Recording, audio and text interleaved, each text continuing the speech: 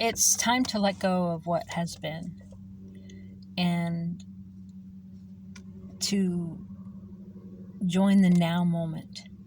Today is a very vulnerable day. I've been crying on and off all day. I'm at East Beach. It's very, very beautiful. And I'll show you some pictures in a little bit. And I went to the Nordland store and I got me a hoagie. You guys went to the Nordland store yet? Stone Island? Beautiful. You know, that place and time, it's so interesting here in the Port Townsend area. Downtown at night, the buildings come alive. The water, there's a presence and a life and a supernatural dimension to everything here. And when I go to, you know, all the different magical theaters, and I go to the drive-in, and when I've gone to the beaches and like one in the Nordland store, I go in a place in time, very quantum, very supernatural. I feel the presence of the ancestors. I feel the magic. I write these stories in my mind, and I see it as this, back in the day, this supernatural other dimension. I experienced that at movies. I experienced these depths of meanings and just really experienced things on a heart level and a soul level and an interdimensional level.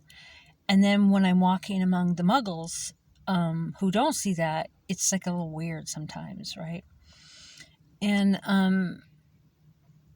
you know, I had let go of investigative blogging stuff. I was done with that. And I couldn't stomach not sticking up for Michael Almain. And in that, it brought me to back to all of this. And me, like much of the members of the public, are ready for me to be done with it. And I'm also ready to be done with it. So, but there's an end where Spirit's leading me. And I can see the end, and I know where it is.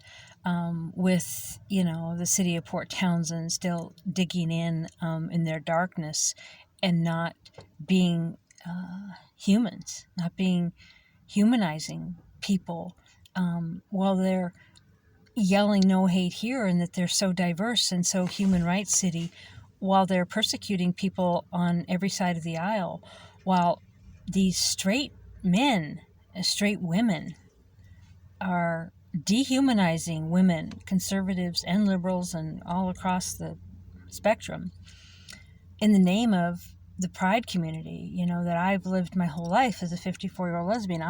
I've lived it, and I'm watching these straight men abuse women in the name of sticking up for our community. They're not. It's a sickness. It's, you know, I mean, right now, I mean, I see rocks and driftwood and a giant mountain, and I see waves, and I see magic, and I'm going to be moving back into that energy full time. I lived that when I lived in the car, and I stepped away from all this exposing corruption stuff, but it is a calling to me, and I get visions on it, and I know a marker of where this is going to go, and I don't care about death. I don't care about the jails of mankind, or even the churches of mankind, or the courts of mankind. I see the other side. I see spirit. I've died. In my 20s, I was taken out by the undertow, and I knew death. I left my body, and I was okay with dying. I lucid dream. I go places at night in my dreams, and I, you know, this earthly world is so magical and beautiful, but the way some humans live is such a density, it's not my life. And, you know, I believe that if you talk about something and focus on it, that you create it. The thing is that I really still feel called to the stuff around the Julie Jaman thing, because it really, I mean, I've talked to dozens and dozens of people in this area that the same thing has happened to them. And with the way the just us system is here, they pick and choose the people they like, and it's sick. and it's based on perversions and mirrored realities that's not about humanity. It's about politics and greed, even in 2024. And even after the whole COVID, madness, they all just marched along with whatever some God told them to do, and big pharma and big development. And, I didn't move to Port Townsend to live that lifestyle. I thought it was alternative. I thought here it was people over profit, people over corporations. I thought it was a healthy gay and lesbian community, new age and organics, and now it's all tainted, even like Thin River. You could just name just all the places I thought was cool when I first got here. We're part of that mob. We're part of that attack on rights. And what is it that I see back there? I guess it's the grass, that green, that's beautiful. And so I look at everything different. I don't look at it as this cool and groovy organics now. When I saw what they did with COVID, right? They were all willing to mask up, to go against science, to go against healing, to go against all the cures, to go with big pharma and big government. And, to me, these small farms and these microbrews and all this stuff was always about, outside of big government and outside of big religion and big pharma and big corporations. And I'm shocked to find that that's what Port Townsend is, and that's what they showed themselves to be in COVID, and that's what they showed themselves to be with all the Julia Jaman stuff, and in the YMCA stuff, helping them, like leasing land for $1, helping them to do things for bigger corporations and bigger money, and not the small people. And they talk about that they're into diversity while they're being mean to people that are different than them. They talk about being wanting to help people in the gay community, the homeless community, while they're persecuting the homeless. They're persecuting the gays. And so I feel a calling to bring clarity and truth to that, and to wake up those who want to be awakened, and to those who can be awakened. Many can't, and they're in charge. They have a distortion. They have no moral compass, right? Like some of city council, the people that they backed in the mob, I was stunned. I'm like, oh, here's a nice guy. My intuition was off right away, and that's what they're fighting. You're not allowed to have intuition in the bathroom. You're not allowed to have intuition about anybody because he's a nice guy.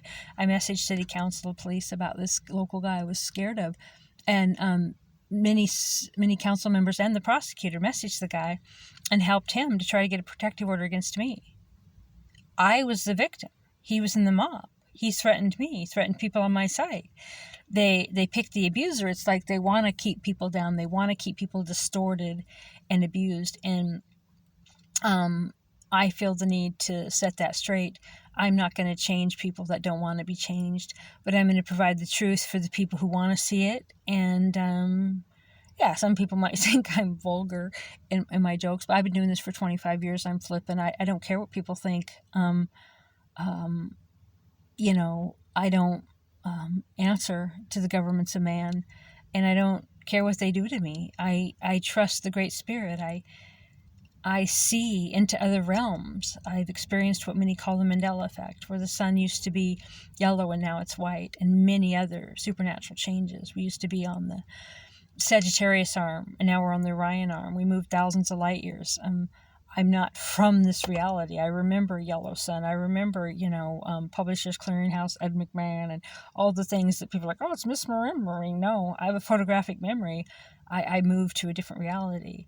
And I noticed that in 2016. I'm like, oh my God, it's literal. So I'm like, I just got to fix me. So I went into every program and every trigger and just my own dark night of the soul over and over and over. And I didn't plan on going back to anti-corruption stuff. I planned on just the world being just changed magically and moving to that dimension. But apparently we got some more work to do. And so, being invited to that press conference and happening to know David Faber, and when I keep saying it horribly is, he is. I just bawled and bawled and bawled. Like trying to save Michael Allman's life. And I I didn't know him. He was just a homeless guy I stuck up for, that I saw the truth. And all these people were just railing against him and saying, drag him from the car. And they were, every time he'd try to chime in and say his side of the story, they would delete it. I'm like, these vicious, horrible people are acting like they're for the homeless, and they're for anybody who has a drug addiction, and they're for, animals, and they're for the gay and lesbian community. They, horrific lynch mob. And I'm trying to save them, right? And David Faber, who I didn't know any of city council, comes in and sexualizes my comment. And it was just so heartbreaking. Me there trying to save someone's life, and it being all about some disgusting sexual disgust of, turns out to be the fucking mayor. It's gross, and it's not okay. And the way they sexualize children, the way that some of the men described the children that were in the mob, and I'm like, why? Why? Why are these straight men standing up for what they call trans women or children, or what is it that makes them do that? And I found out, and validated my intuition now, of their perversions, and they're into having sexual fantasies about sex with underage children. It's very disturbing, and the sex groups around here, then how they blackmail each other, and the kinds of things they're into.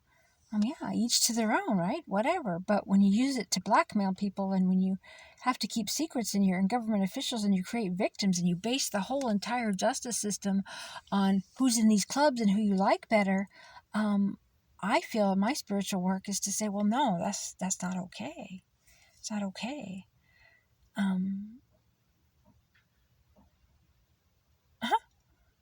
How cool is that? A couple of otters out there. I thought it was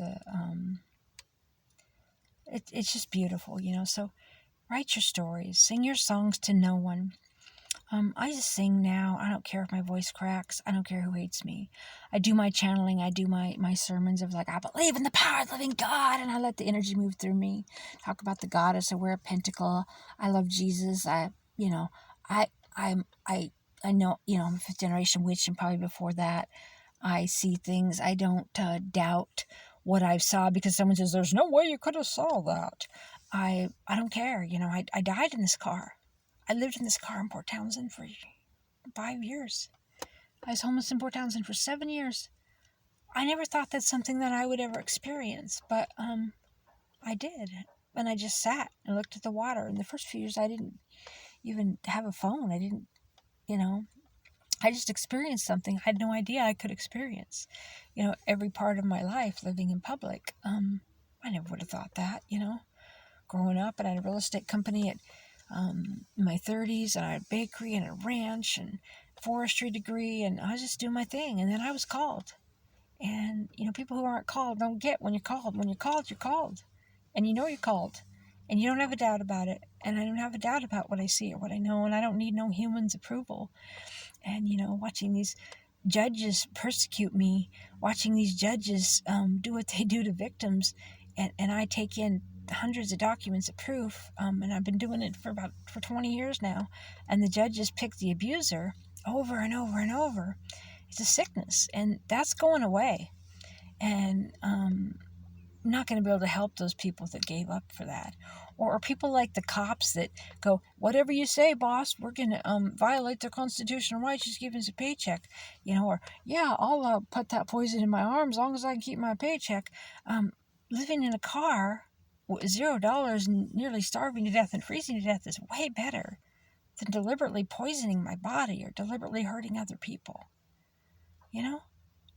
These cops would rather poison their family, poison themselves, stand there and watch people be abused, than to stand up for what is right, or take their family and live in a car, or live in a shelter or a tent, or go on the road, or downsize. They'd rather violate human rights.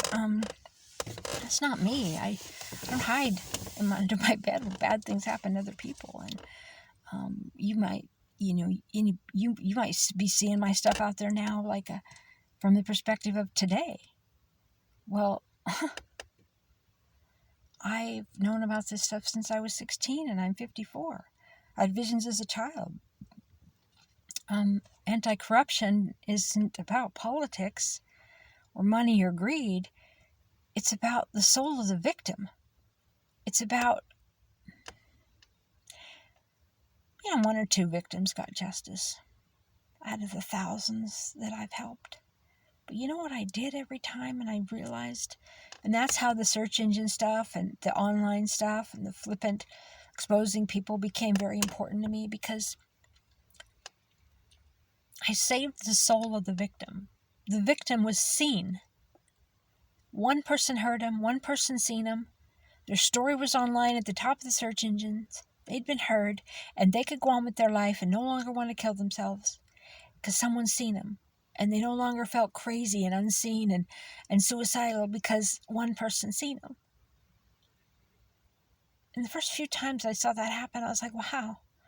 Because the first few times when you go to court with thousands of pages of documents, you're like, oh my God, all right, I got the truth, I'm going to help this person. And then the court smacks you down and go, well, you didn't say all the alliats and free, or we like the criminal better, or we got our marching orders from this politician or this governor or this cop or this person, so we're going to rule against you. We're going to rule in favor of the abuser. First few times it stunned me. Stunned me when my whole entire hometown turned on me because I exposed a rape gang that was running drugs for the border. I was put on a terrorist watch list because they were working with the border guards. I was kept separate on planes. It stunned me. It hurt me. And the whole entire world painting me out as the villain when I was the hero. I never did it to be a hero, but I was stunned that I was the villain. And every newspaper in the world says I'm a criminal, never had a criminal charge. It sunk in. I digested it. And then I said, okay, well, the victims matter. The one person's soul matters. Nobody might understand it. Nobody might understand my jokes or my flipping or my over-the-top hyperbole or what I say. But you know what? The victims do. And they go on. People like Michael Almain. And there's been probably 1,000 of them for me over 20 years or more. And they go on to raise their children. And they go on to have a will to live. Because I saw them. And because I stood up and took the hits with them.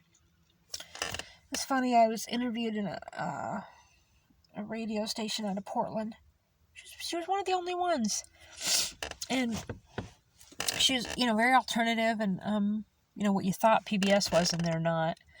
And she interviewed me. She said, it's funny, all these big media, all these people talking about your case, and not one of them has said that you interjected yourself, that it wasn't happening to you, that you stood up in the line of fire, in the line of lawsuits, in the line of hits, to stand with the people that were standing alone, and it wasn't your fight. And none of them talked about that. And she did. Well, my case, Obsidian versus Cox, was so big. The people on the, I was going to say the right or the left, but big media, little media, people on all sides of it, they threatened me, they sued me, they tried to kill me. They tried to take away my right to appeal because big media lost.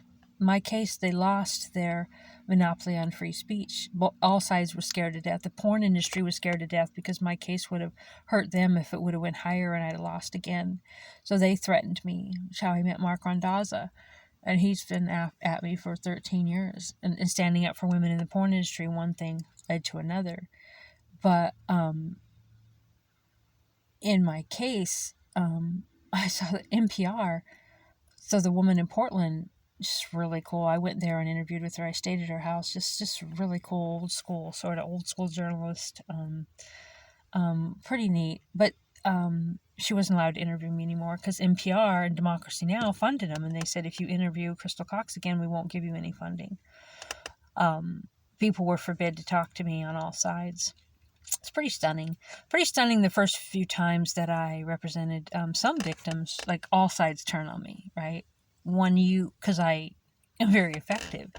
And even though, judges like Judge Remsen, I don't understand what you do. What I did online, exposing them, shocking them, getting to the top of the search engines for their story and posting proof, made a lot of people mad. And and they'd go after the source, and some of the victims they went after more, and the victims had begged me to take stuff down, and I said no, because I learned that no, they think it's best, but it's not. So once you take the stuff down, they isolate the victims, they jail them, they put my sources in mental institutes and nearly drug some of them to death.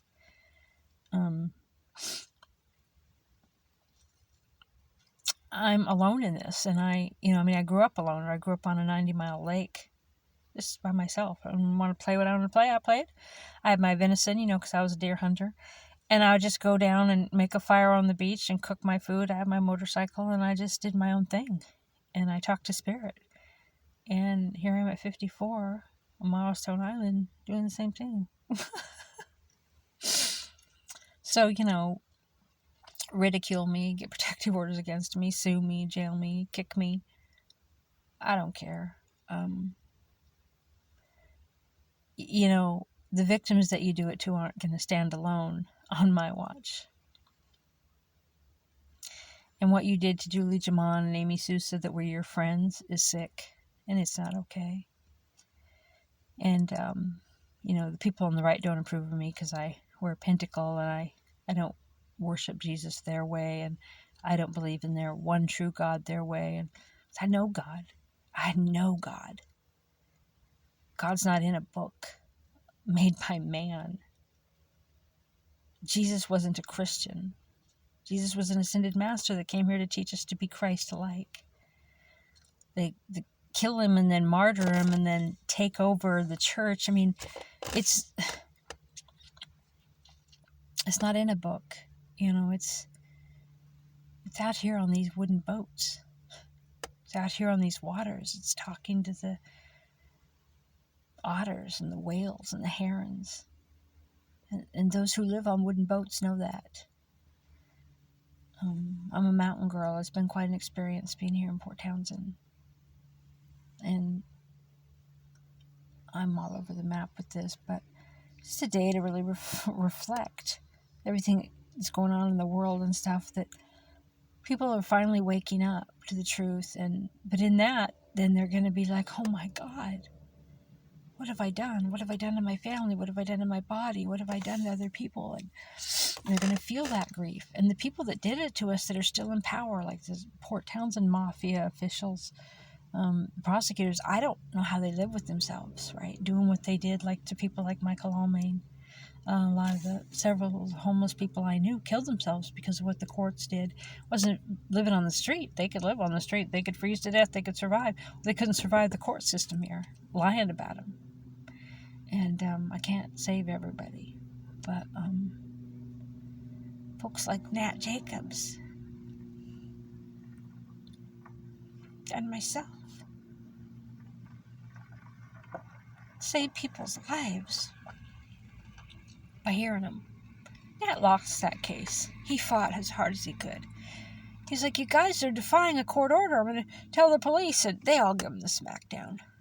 He did everything he could. Judge Mindy Walker ruled Michael Almain indigent, gave him $70,000 in attorney fees, then ruled him not indigent in criminal charges. They kept his dog forever, defied a court order. Nobody cared. Nobody cared that it nearly killed him. Nobody cared that he had kids that needed him. Nobody cared that he'd dying in the streets. Nat Jacobs did. And the first time in my life, too. He saw me. He saw my court case. He told my Councilwoman that I was probably the biggest celebrity in Port Townsend. He saw that my case mattered. He saw that they didn't give him my statement. He found it in public records. None of the police, none of the prosecutors, everybody hated Michael. And they didn't give him my statement of witnessing who he was and what he really did with his dog. And Nat Jacobs found it in public records and called me in to testify. And I said, sure, of course. And Nat Jacobs seeing that man saved his life. And I wish that all prosecutors and attorneys and everybody was like that. He's a good man. And victim advocacy matters, not like the Dove House does. The Dove House is part of the mob. They were against Julie Jaman, even though she's part of it. They all got the sickness. Real advocates don't have a party, they don't have a side, they don't have a LGBTQ. Well, we're sticking up for the LGBTQ, but, oh, you're a lesbian? Well, I'm straight and I know better than you. I know better than you the persecution that you felt. They all know better, and they're going to beat us and dehumanize us. It's stunning. So it's a great reckoning and a great reset, and you have to pick a side. And by a side, what I mean is not right or left. I mean dark or light. I mean good or evil. I mean, who are you? Who do you want to be? Are you going to leave the mobocracy? Are you going to decide what's real for yourself? Or are you just going to keep doing what they tell you because you want money or to survive or to live in a house? If I'd have known in my 20s I could live in a car, my life would have been completely different. I'd have left partners long ago, instead of staying 16 years in a miserable relationship where I was oppressed. And not financially and not from the outward looking in, but inside. I didn't know. I could go and live in a car with $0, nearly dying, but have peace of mind and not have anybody harping at me. Except for now and then when a police is like, well, you better move along because one of the prominent people, that like everybody, well, they don't like you. There's a peace living in a car and no one nagging at you. Anyway, think about it. Don't base who you are on your school, your peers, your boss. I mean, I'm dealing with a situation here in Port Townsend, stunning, where city employees are willing to lie, to sign a swear to the lie for a paycheck. This is still happening. I've never been that girl.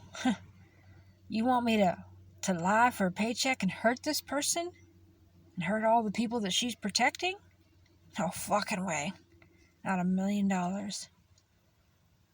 sued the city of Port Townsend for the incident action plan, the press conference.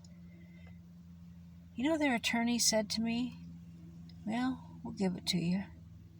But you got to promise not to put it out there. You got to promise not to share with anyone, And I said, not for $1 million.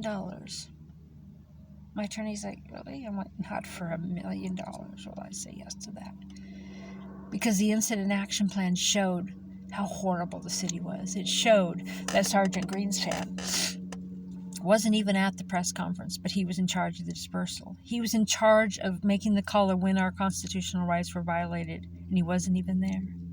It showed that they got ordered riot police because Amy was going to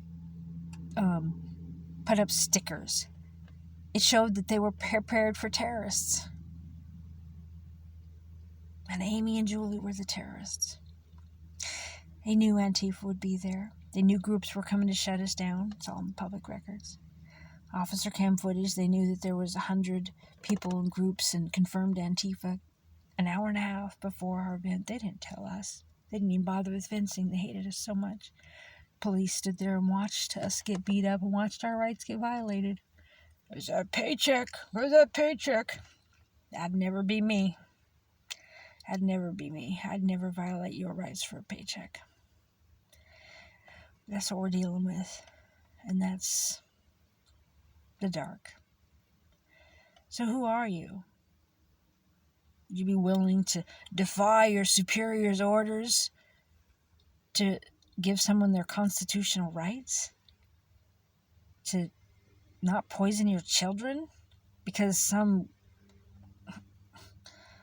unelected or even elected official says, well, we say this is good.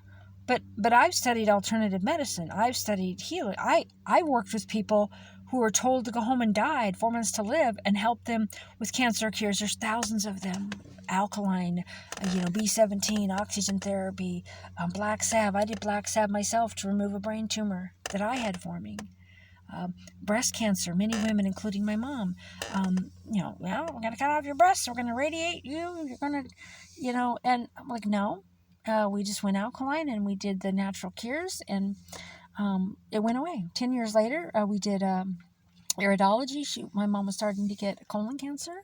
Then we did dendritic cell therapy, which she had to go to Mexico to get the stuff to bring home to do the shots, where they use your own blood as a serum. It's always been cures. They've always kept the cures from you. You go and make some black salve powder, and they come in and they beat you with sticks, and they arrest you.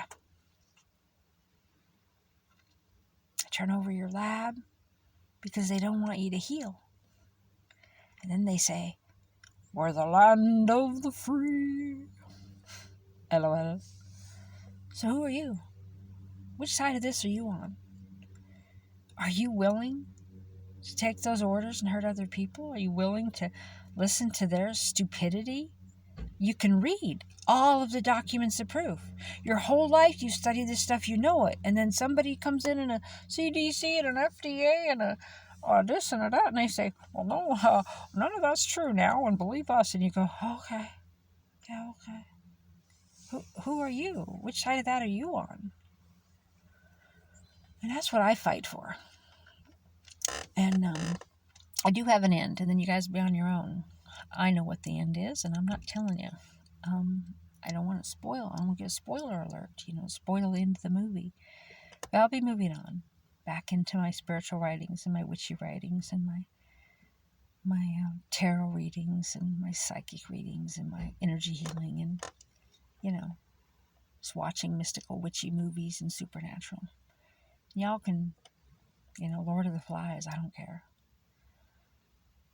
But there is a point the Spirit's shown me that I'm to go to help these people, and I'm not there yet. So make fun of me, call me whatever you want. Think she posts stuff as vulgar, and she's obscene, and she's harassing, and we don't like her, and I give no fucks. I already died. I'm the walking dead. I'm spirit. I'm interdimensional. I know other aspects of myself. I've had dreams of who I am in other realities. I've seen myself in the mirror.